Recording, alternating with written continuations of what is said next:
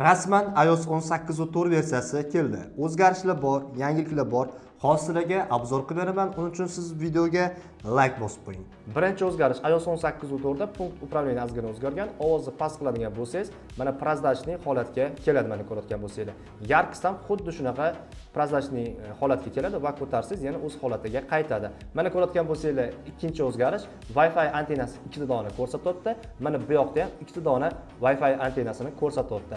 Internetingizda ham nechta antenna bo'lsa, xuddi shunaqa bo'lib ko'rsatib turadi. Uchinchi o'zgarish ko'ngil ochar muzikalar qo'shilgan. Ustiga bosib turasiz, punkt upravleniya end qilasiz.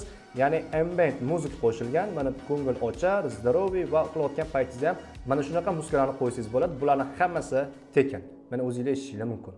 Mana har xil muzikalar qo'yib beradi sizga. Hammasi tekin. Hammasi tekin.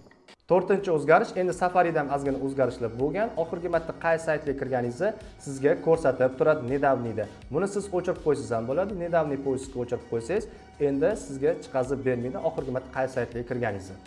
Beshinchi o'zgarish, endi Playgroundda ham ozgina o'zgarishlar bo'lgan. Endi rasmingizni sun'iy intellekt yordamida animatsiya emas, rasm ko'rinishida ham chizib beradi. Sketch bo'limi qo'shilgan. Mana o'zingiz ko'rishingiz mumkin.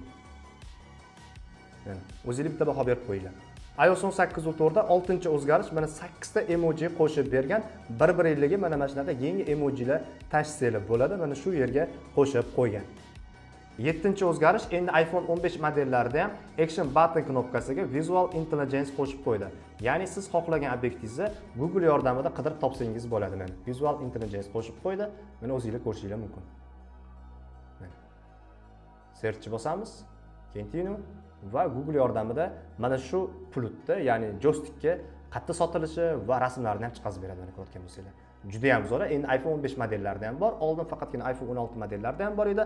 Xohlasangiz Action Button yordamida yoqsangiz bo'ladi. Xohlasangiz mana bu yerdan punkt upravleniyadan ham yoqsangiz bo'ladi. iOS 18.4 ga bemalol обновление qo'ysangiz bo'ladi. iPhone XS dan boshlab 16 Pro Max gacha обновление qo'ysangiz bo'ladi. Obzor yoqqan bo'lsa va yangiliklar yoqqan bo'lsa, sizdan bitta like va menga obuna bo'lish esdan chiqmasin. Mana shu yengillikni barcha iPhone ishlatadiganlarga jo'natib qo'yinglar. Uni ham обновление qilib olsin.